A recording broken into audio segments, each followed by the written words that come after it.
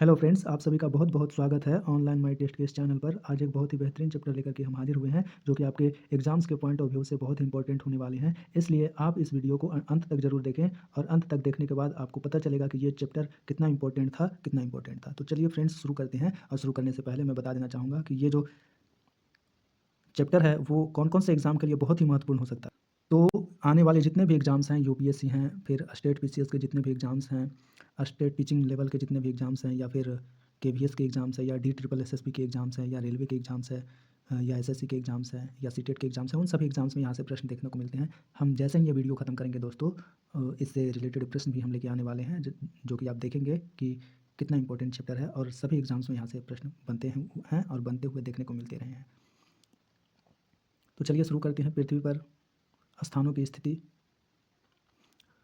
यहाँ पर एक बहुत ही इम्पोर्टेंट पॉइंट का चर्चा किया गया है, जो कि आर्यभट्ट महोदय जी ने लिखा है। उसको यहाँ पर एनसीईआरटी ने डिकोड किया है। पृथ्वी अंतरिक्ष में स्थित है, जो जल, पृथ्वी, अग्नि, वायु से बनी है, और यह गोलाकार है। यह सभी स्थलीय और जलीय प्राणियों से घिरी हुई है। आर्यभट्ट महोदय ने इसे 500 शताब्दी पहले ही ये शब्द बताया था, और ये बहुत ही इंपॉर्टेंट है दोस्तों। महत्वपूर्ण प्रश्न भी यहाँ पे दिए गए हैं, उसके बारे में भी हम लोग चर्चा करने वाले हैं। पहला दिया गया है, मानचित्र क्या है और हम इसका उपयोग कैसे करते हैं, इसके मुख्य घटक क्या हैं। और दूसरा पॉइंट में दिया गया है दोस्तों कि निर्देशांक क्या है। पृथ्वी पर किसी स्थान को अंकित करने के लिए अक्षांश और देशांतर का उपयोग कैसे किया जाता है, यानी कि अक्षांश और देशांतर के बारे में हम चर्चा करने वाले हैं। और देशांतर से स्थानीय समय और मानक समय कैसे संबंधित है, इसके बारे में चर्चा करने वाले हैं। बहुत ही इंपॉर्टेंट है ये चैप्टर आपके एग्जाम के पॉइंट ऑफ व्यू से, तो ये चैप्टर जरूर देखिए। तो इस पेज में दोस्तों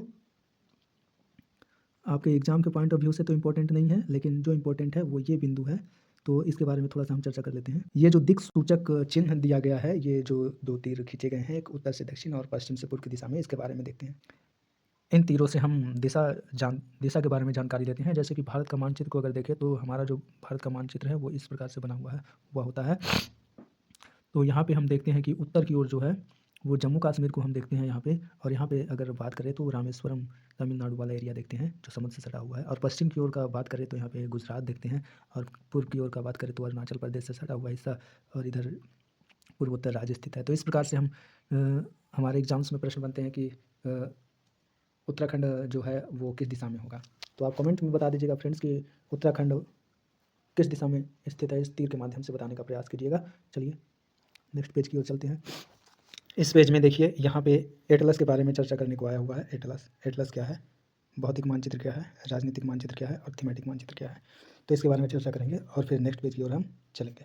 तो चलिए देखते हैं। एटलस का जो हिंदी शब्द होता है दोस्तों, वो मानचित्रावली कहलाता है।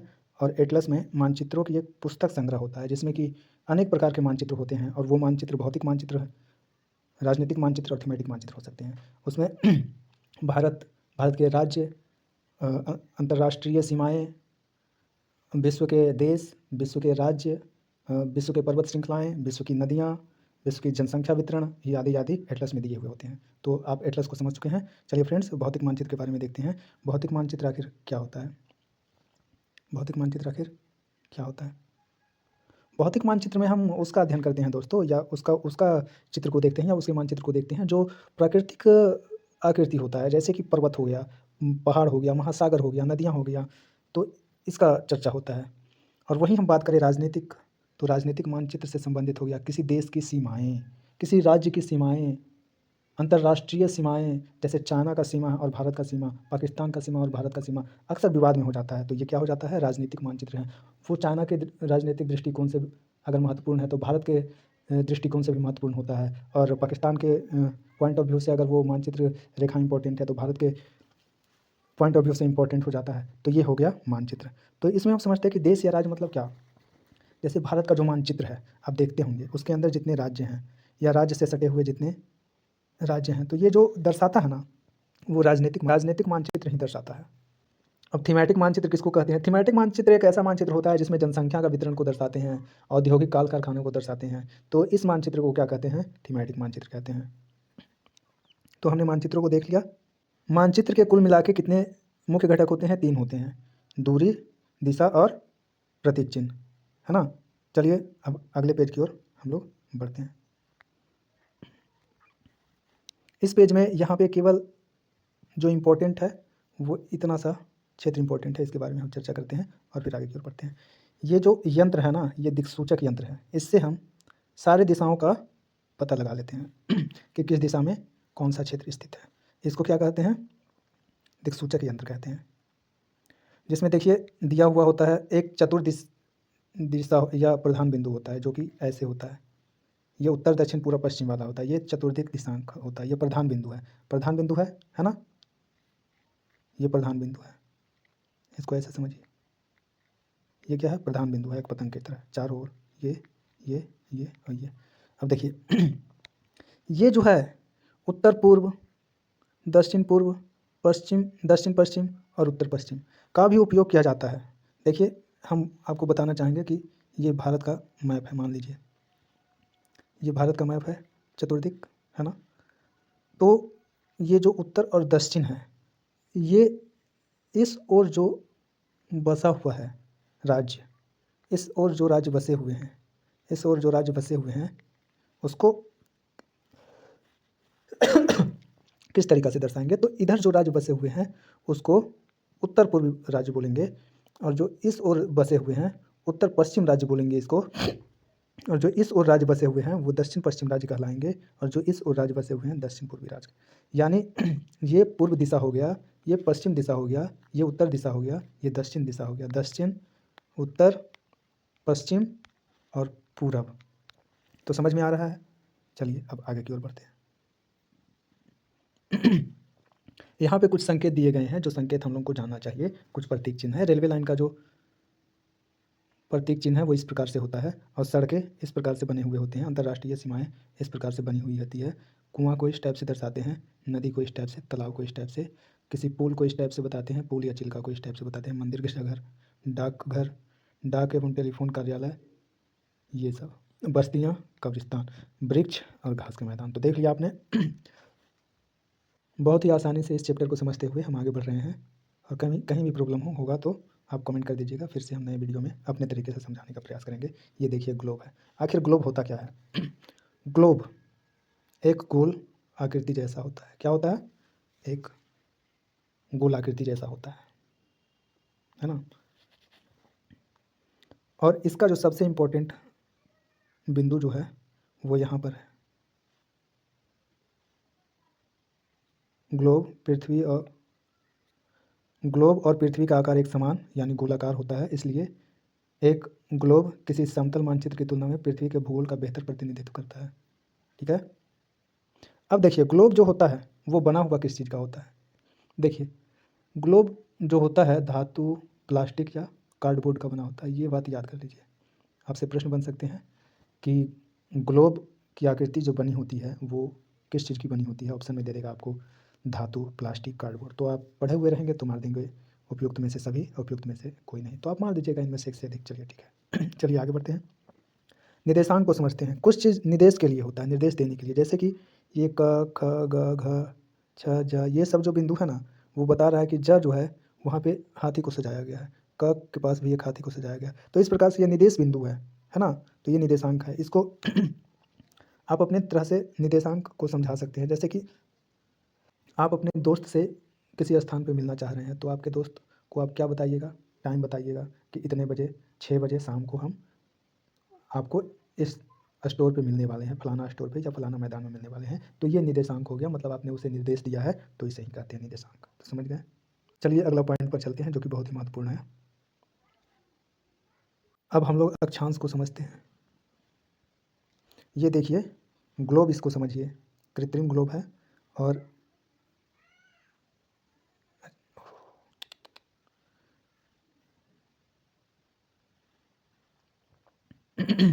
ये देखिए अक्षांश है, और ये इसको विषुवत रेखा कहते हैं या भूमध्य रेखा कहते हैं। हम यहाँ पे समझा दे रहे हैं, वही पॉइंट यहाँ पे लिखा हुआ है।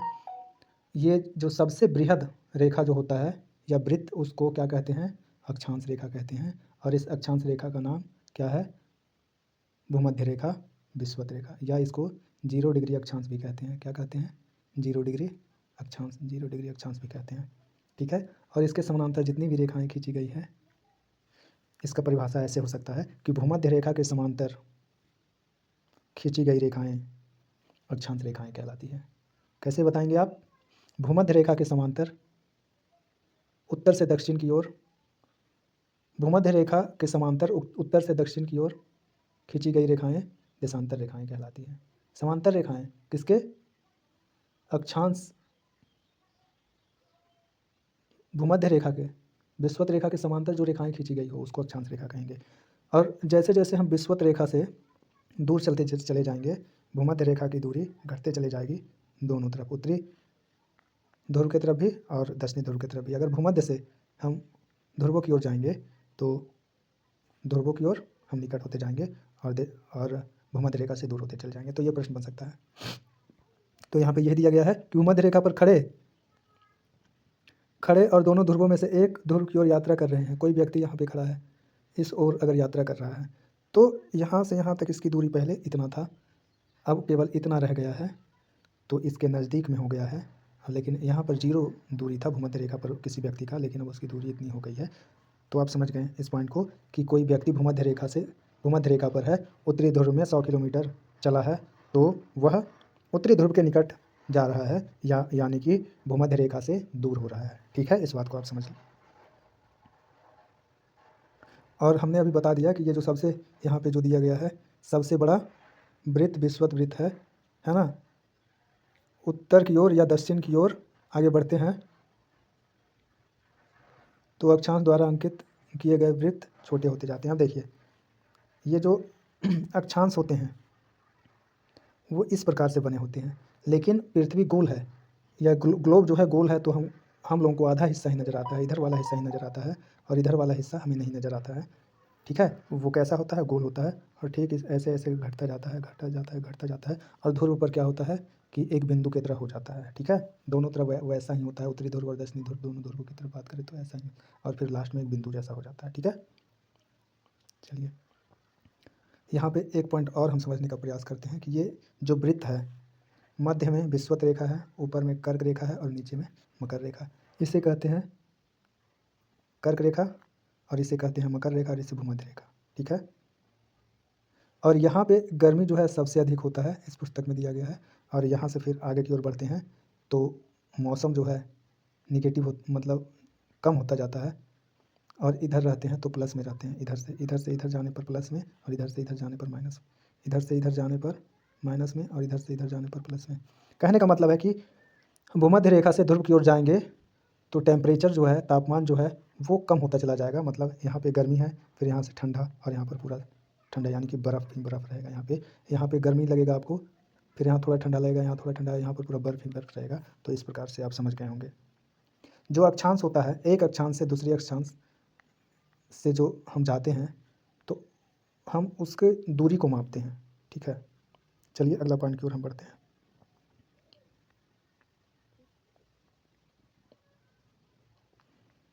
और एक बात अक्षांश के बारे में हम बताना चाहेंगे कि ये जो अक्षांश होते हैं ना, जो अक्षांश होते हैं वो एक दूसरे के समांतर होते हैं, एक दूसरे के समांतर होते हैं।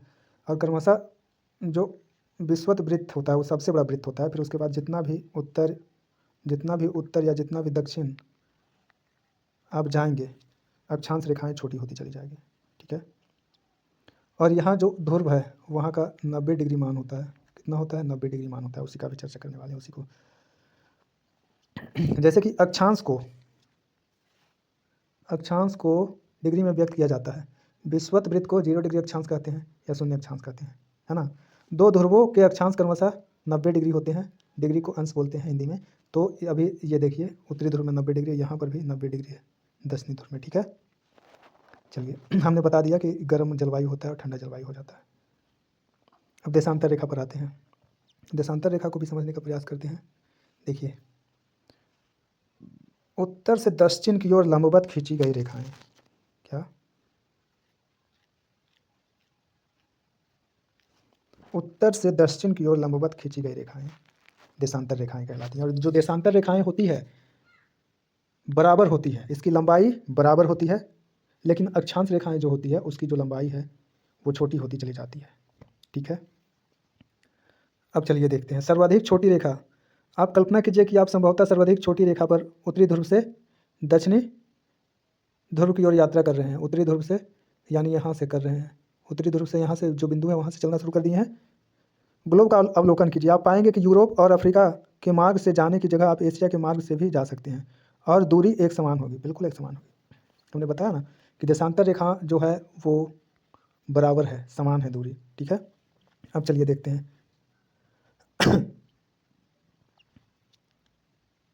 इन रेखाओं को देशांतरीय याम्योत्तर कहा जाता है। क्या कहा जाता है? इन रेखाओं को याम्योत्तर देशांतर रेखाएं कहा जाता है, जिसे मेरिडियन ऑफ लॉन्गिट्यूड कहा जाता है। ये अर्धवृत्त होते हैं। ये कैसे वृत्त होते हैं? अर्धवृत्त होते हैं। ये जो ऐसे देशांतर जो है ना, जैसे देखिए ये बिंदु जो ऐसे करके गया हुआ है, ये बिंदु जो ऐसे करके गया हुआ है वो फिर पुनः ऐसे करके मिला हुआ है, ऐसे करके, है ना।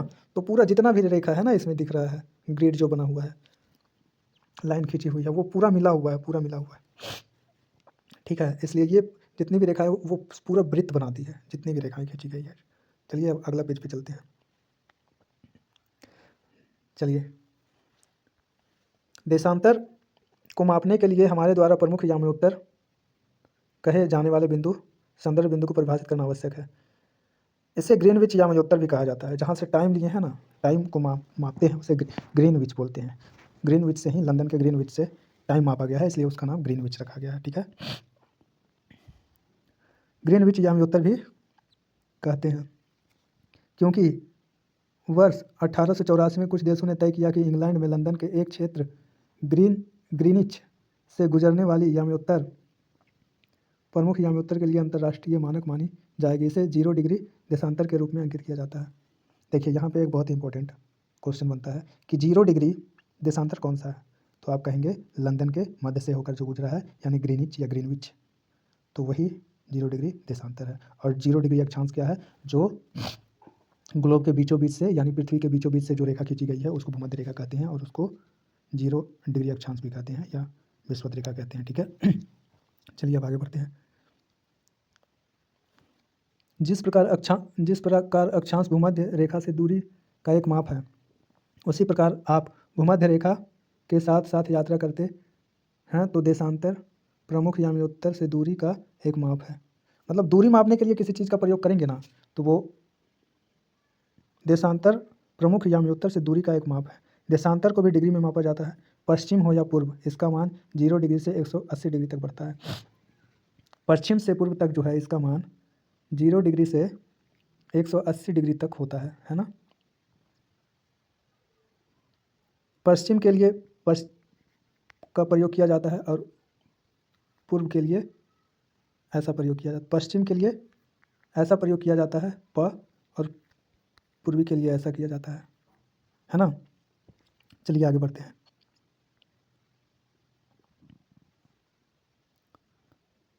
न्यूयॉर्क का देशांतर बहुत इंपॉर्टेंट है, इसको याद कर लीजिए।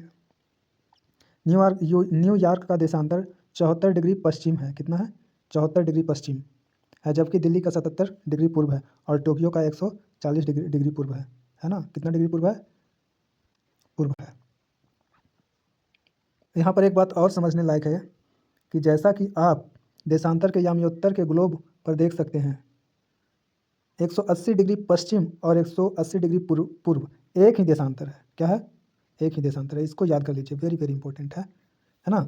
जैसे कि आप देशांतर के याम्योत्तर को ग्लोब पर देख सकते हैं, तो यहाँ पे प्रश्न बन सकता है कि 180 डिग्री पश्चिमी देशांतर और 180 डिग्री पूर्वी देशांतर एक ही रेखा है, अन्य रेखा है? इस टाइप से ऑप्शन रहेंगे, तो आप पढ़े हुए रहेंगे तो एक ही मान सकते हैं, ठीक है। तो अक्षांश और देशांतर मिलकर एक स्थान के दो निर्देशांक होते हैं। अक्षांश और देशांतर, अक्षांश जो है, अक्षांश और देशांतर दोनों मिलकर के एक निर्देशांक होते हैं। क्या होते हैं? निर्देशांक होते हैं। इसके साथ आप पृथ्वी पर किसी स्थान का पता लगा सकते हैं। इस प्रकार जब यह कहा जाता है कि दिल्ली 29 डिग्री उत्तरी अक्षांश और 77 डिग्री पूर्वी देशांतर पर स्थित है, याद कर लीजिएगा कि दिल्ली कितना डिग्री उत्तरी अक्षांश पर स्थित है? 29 डिग्री अक्षांश पर स्थित है। और कितने डिग्री पूर्वी देशांतर पर स्थित है? 77 डिग्री पूर्वी देशांतर। बहुत बहुत इंपॉर्टेंट है, इसको याद कर लीजिएगा। हाँ, नीली रेखाएं ग्लोब पर अक्षांश और देशांतर के याम्योत्तर को दर्शाते हैं। सभी रेखाएं मिलकर ग्लोब पर एक ग्रिड बनाते हैं। कौन कौन सी रेखाओं के बारे में बात कर रहा है?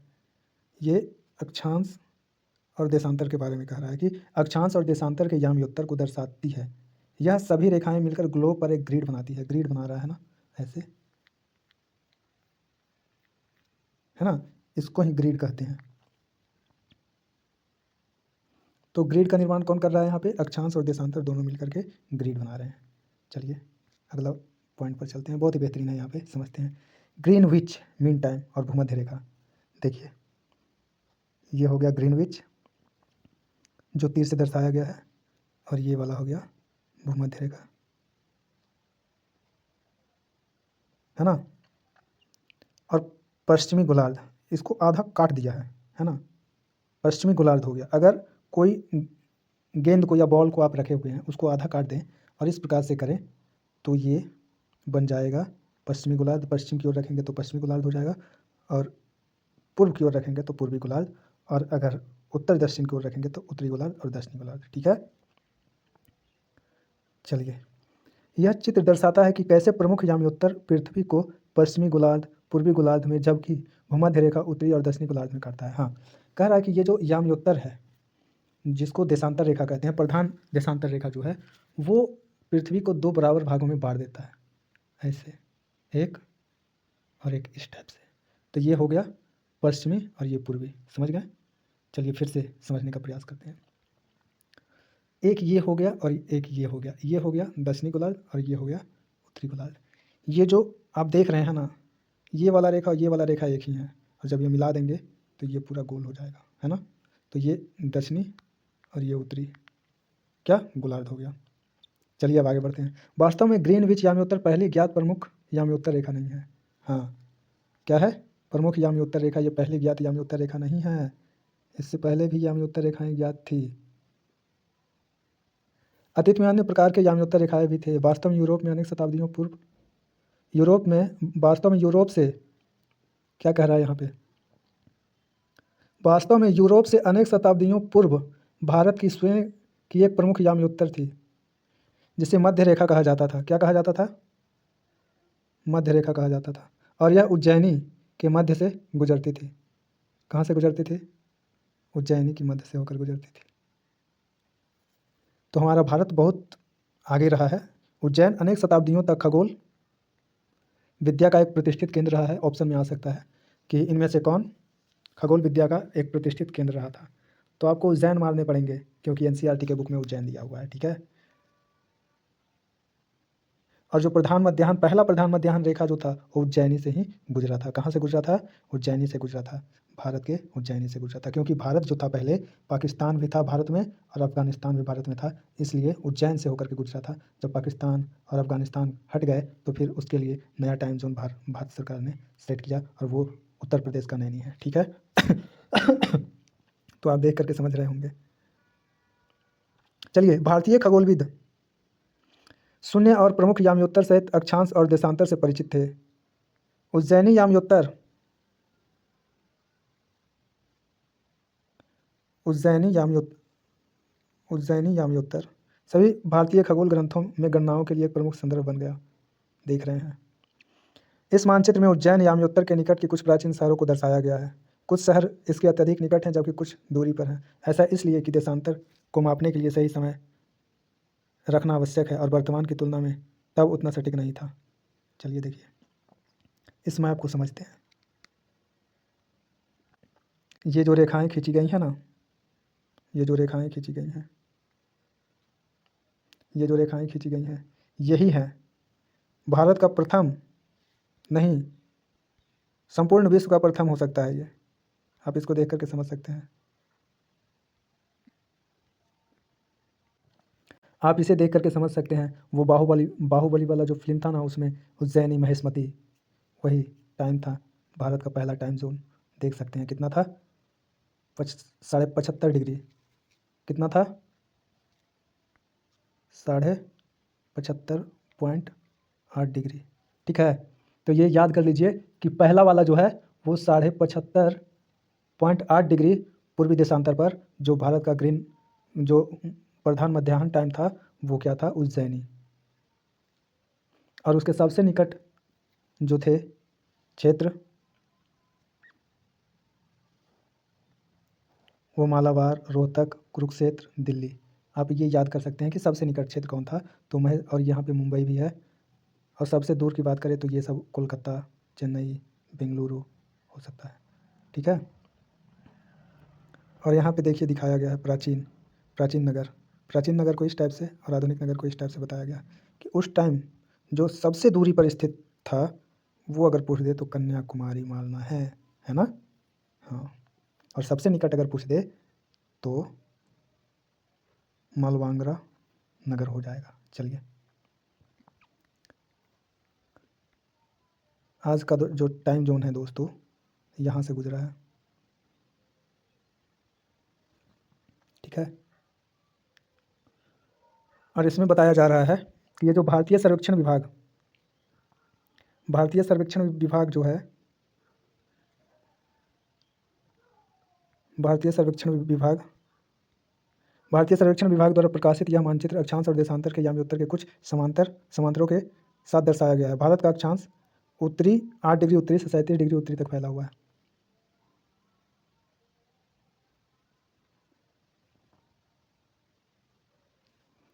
है।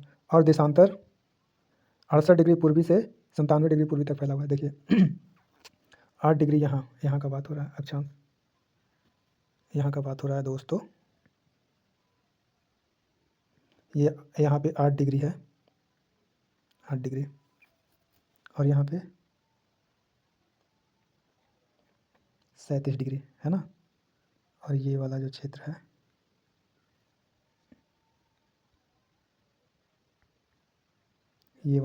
दोस्तों 68 डिग्री पूर्वी से, ये 68 डिग्री है और ये 97।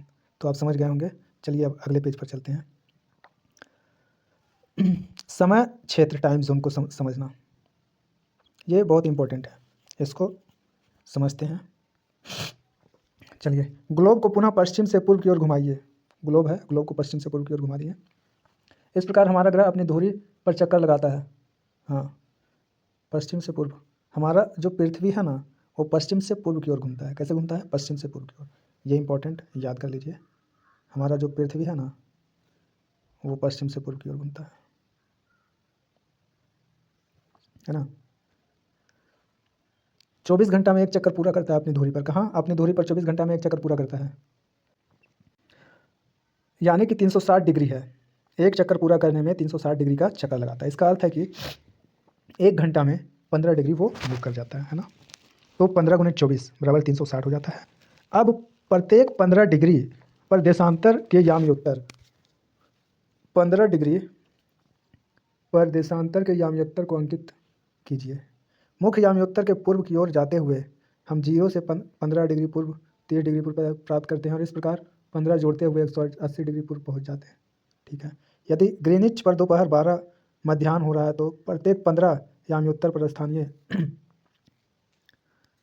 समय का 1 घंटा जुड़ता जाता है। यदि 15 डिग्री पूर्व पर दोपहर का 1 बज रहा है, बजकर स्थानीय समय है, बजे का स्थानीय समय है, तो 30 डिग्री पूर्व पर कह रहा है 1 बज रहा है, ये पूर्व है, 15 डिग्री है, तो यहाँ पे 1 बज रहा है ना। और ये टाइम पूछ रहा है यहाँ पर का 15 आगे हो गया इतना, यानी कि 1 घंटा आगे हो गया, यानी कि 2 बजेंगे, है ना। तो देखिए 30 डिग्री पूर्वी पर कितना बज रहा है? 2 बज रहा है। इसी क्रम में समय आगे बढ़ता है लेकिन पश्चिम की ओर जाने पर विपरीत होता है, यानी कि इधर टाइम 1 घंटा बढ़ जाएगा और इधर माइनस हो जाएगा 1 घंटा। ठीक है। अगर पश्चिम की ओर हम 15 डिग्री जाते हैं तो 1 घंटा माइनस हो गया, यानी कि यहाँ 12 से यहाँ पे 11 हो गया। और वही पश्चिम की ओर जाते हैं तो ये 1 घंटा प्लस हो जाएगा और वही -1 हो जाएगा इधर पश्चिम की तरफ, और पूर्व की ओर +1 हो जाएगा, है ना। तो आप समझ गए होंगे मेरी बात को। अगर नहीं समझे तो फिर से समझिए। पूर्व की ओर जाने पर, यानी कि इधर जाने पर प्लस हो जाएगा। देखिए 1 15 डिग्री अगर मूव करता है तो 1 घंटा हो जाता है, यानी कि 60 घंटा बराबर होता है 60 मिनट बराबर होता है 1 घंटा। तो अब इसको 15 से भागा देते हैं तो 4 बार में कट गया, यानी कि 1 डिग्री में 4 मिनट, यानी कि 4 मिनट में 1 डिग्री ये घूमता है।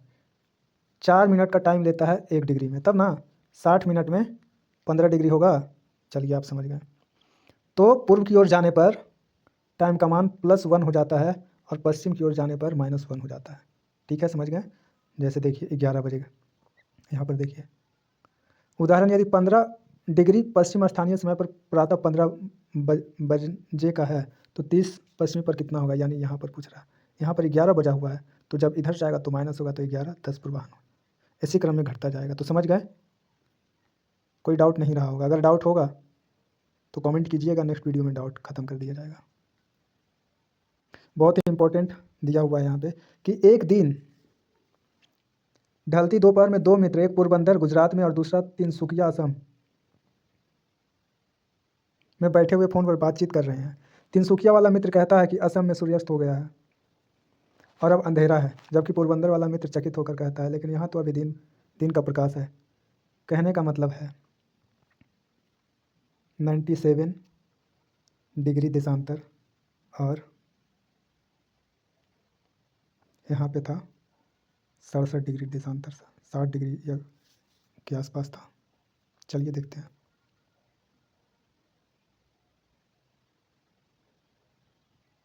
अड़सठ डिग्री देशांतर था, 67 नहीं 68। तो वही समझते हैं। देखिए यहाँ पे इतना डिग्री है और यहाँ पे 97, तो कितना डिग्री का अंतर है, पहले इसको आप देखिए। 97 माइनस 68 कीजिए,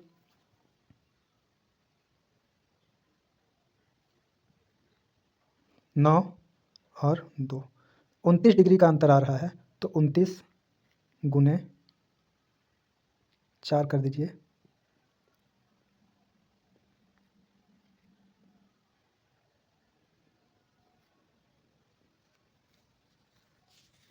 96, लगभग 1.5 घंटा का अंतर होगा यहाँ और यहाँ में।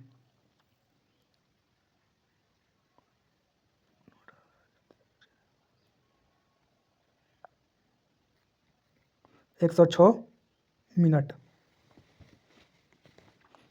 मिनट का डिफरेंस है दोनों के बीच में। देखिए इन दोनों के बीच में लगभग 29 डिग्री का अंतर हो रहा है, और अगर इससे मल्टीप्लाई करेंगे तो कितना हो रहा है, 9 चौक 36 के 6, हाथ में 3 और 8 11, 106 मिनट, 116 मिनट आ रहा है दोस्तों। तो 116 मिनट में लगभग 2 घंटा में 120 मिनट होता है, तो 4 मिनट कम है, तो लगभग 2 घंटा 2 आवर का डिफरेंस है ना। तो कहने का मतलब है कि सूर्य पहले असम में उगेगी, मतलब अगर 4 बजे 4 बजे असम में सूर्य उग जाएगी, लेकिन गुजरात में सूर्य को अगर उगना होगा तो वो 6 बजे के आसपास उगेगी। और उसी प्रकार अगर शाम होना होगा तो गुजरात में असम में 4 PM में शाम हो जाएगा और गुजरात में वही 6 PM में शाम हो जाएगा। तो आप समझ गए दोस्तों, हमने बताया कि 29 वही अप्रोक्स 30, तो कुल मिला के दोस्तों 2 घंटा का डिस्टेंस बन रहा है। तो इस विधि का पृथ्वी पर किसी भी स्थान के स्थानीय समय की गणना करने में उपयोग किया जा सकता है, लेकिन यह विधि किसी देश के अंदर अनेक स्थानीय समयों के उपयोग के संदर्भ में उचित नहीं होगा। अधिकतर देश उनके मध्य से गुजरने वाले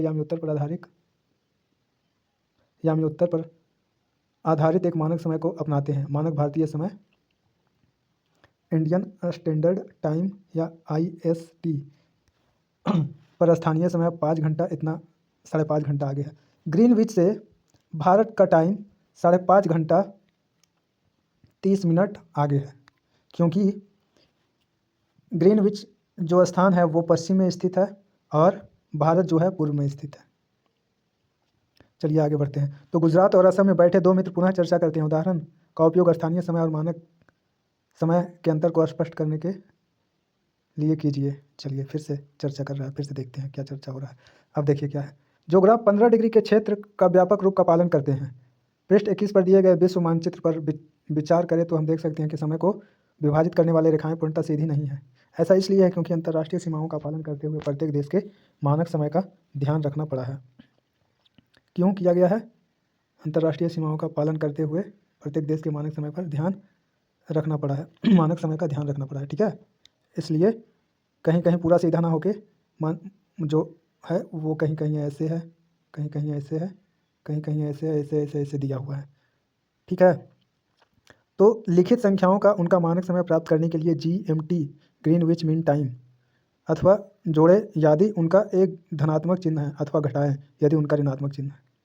चलिए देखिए जैसे कि यहाँ पर बताया गया है। देखिए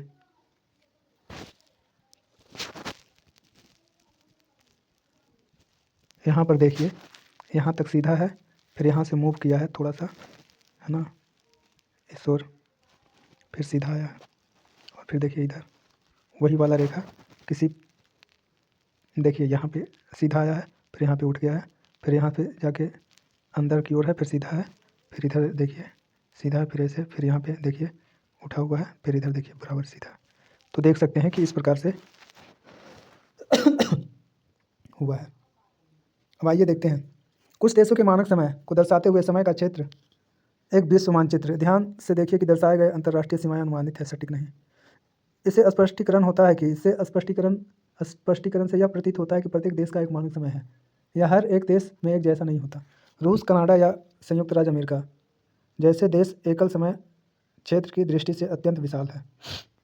संयुक्त राज्य अमेरिका में 6 समय क्षेत्र, कितना? 6। संयुक्त राज्य अमेरिका में 6 समय क्षेत्र, रूस में 11 क्षेत्र है, जिसका अर्थ है कि पूर्व से पश्चिम की ओर रूस की यात्रा करने के लिए स्थानीय समय के साथ समन्वय के लिए आपको अपने घड़ी को 10 बार पुनर्समायोजित करना पड़ेगा। ये बहुत ही इंपॉर्टेंट है, इसको याद कर लीजिए कि संयुक्त राज्य अमेरिका में 6 टाइम जोन है और रूस में 11 है, ठीक है, और भारत में 1 है। भारत पर केंद्रित ग्लोब कुछ देश के GMT के संबंध में मानक समय दर्शाता है। ग्रीनविच पर स्थित मुख्य याम्योत्तर जिसके विपरीत की रेखा लगभग 180 डिग्री है। कितना है? 180। ग्रीनविच पर स्थित प्रमुख याम्योत्तर जिसके विपरीत की रेखा लगभग 180 डिग्री पर है उसे अंतर्राष्ट्रीय तिथि रेखा कहते हैं। अंतर्राष्ट्रीय तिथि रेखा किसको कहते हैं? ग्रीनविच क्या है? ग्रीनिच पर स्थित मुख्य याम्योत्तर जिसके विपरीत की रेखा लगभग 180 डिग्री देशांतर पर है उसे अंतर्राष्ट्रीय रेखा कहते हैं। क्या कहते हैं? अंतर्राष्ट्रीय रेखा कहते हैं। जैसे कि आप मानचित्र में देख सकते हैं +12 और -12 समय क्षेत्र इस क्षेत्र पर एक दूसरे को छूते हैं। देखिए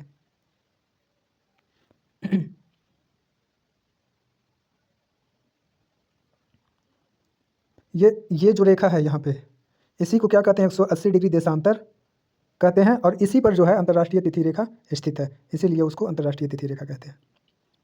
यदि आप इसे समुद्र, जहाज या विमान से पार करते हैं तो आपके द्वारा आपकी घड़ी की तिथि में परिवर्तन करना आवश्यक है।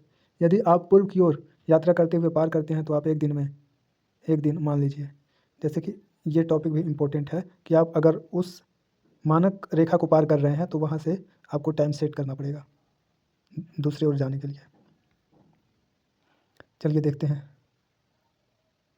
ये सब देखिए टाइम जोन्स हैं। आगे बढ़ने से पहले घटाएंगे। यदि आप पश्चिम की ओर पार करते हैं तो आप एक दिन जोड़ेंगे।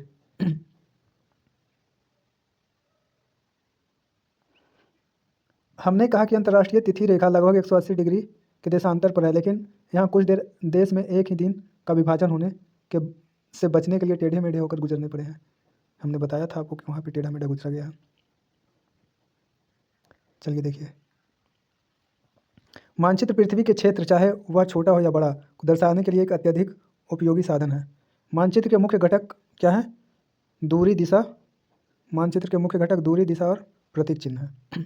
पृथ्वी के प्रत्येक स्थान की एक स्थिति है जिसको अक्षांश और देशांतर के एक ग्रिड, पूर्व से पश्चिम की ओर जाने वाली भूमध्य रेखा के समांतर और उत्तर से दक्षिण की ओर जाने वाले एक ध्रुव से दूसरे ध्रुव तक काल्पनिक रेखाओं की सहायता से परिभाषित काल्पनिक रेखाओं की सहायता से सही परिभाषित किया जा सकता है। कैसे परिभाषित करेंगे इसके लिए? पूर्व से पश्चिम की ओर जाने वाली भूमध्य रेखा के समांतर जितने भी अक्षांश रेखाएं हैं वो, और उत्तर से दक्षिण की ओर जाने वाली एक ध्रुव से दूसरी ध्रुव तक काल्पनिक रेखा यानी देशांतर रेखा के बारे में ये कह रहा है। काल्पनिक रेखाओं की सहायता से सही परिभाषित किया जा सकता है। देशांतर से समय निर्धारित किया जाता है। देशांतर से क्या निर्धारित किया जाता है?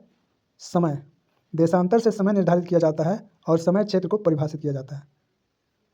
ठीक है, अगला पॉइंट पर चलते हैं। अंतर्राष्ट्रीय तिथि रेखा मुख्य याम्योत्तर के विपरीत लगभग 180 डिग्री के देशांतर पर अवस्थित है। अंतर्राष्ट्रीय तिथि रेखा को पार करने पर तिथि में एक दिन का परिवर्तन हो जाता है।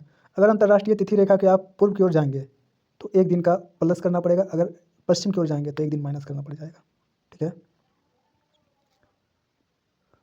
तो ये थे। अब देखिए यहाँ पे प्रश्न कुछ दिए गए हैं, इनको आप बनाइए और देखिए। इसी प्रकार इस पेज में भी कुछ दिए गए हैं, इसे भी आप सभी देख लीजिएगा।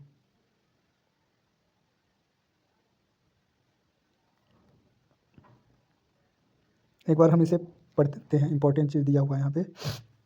इस पाठ्य पुस्तक के 10 और अध्याय 5 में चित्र 5.2 के संदर्भ में 2.5 सेमी यानी 500 किलोमीटर का पैमाना लेते हुए नर्मदा नदी के मुहाने से गंगा नदी के मुहाने तक की वास्तविक दूरी की गणना कीजिए। और यहाँ पे दिया हुआ है दूसरा, जब लंदन में दोपहर 12 बजे का समय होता है तो उस समय भारत में साय के इतना बजते हैं, क्यों, यानी शाम के कितने बजते हैं? क्योंकि जो लंदन है वो ग्रीनविच मीन टाइम का मुख्य बिंदु है, लेकिन वहाँ से जब पूर्व की ओर भारत है, पूर्व की ओर 82.5 डिग्री ग्रीनविच मीन टाइम के टाइम से अगर सेटअप करते हैं तो 5.5 घंटा वो आगे होता है। तो इस प्रकार फ्रेंड्स ये चैप्टर बहुत ही इंपॉर्टेंट है। अब हम फिर से एक वीडियो लेकर के आएंगे, उसमें हम अपने तरीक़ा से आपको अक्षांश देशांतर को समझाने का प्रयास करेंगे। अगर आप सभी को ये वीडियो पसंद आया है दोस्तों, तो आप सभी इसको लाइक, शेयर एंड सब्सक्राइब कर दीजिए, ताकि अगला वीडियो जल्द ही हम आप सभी के लिए बनाकर लाएं। और बहुत मेहनत करके हम वीडियो बनाते हैं दोस्तों आप सभी के लिए, तो आप सभी चैनल को सब्सक्राइब कीजिए जो लोग नए हैं और जो लोग देख रहे हैं और इसे शेयर कीजिए। धन्यवाद।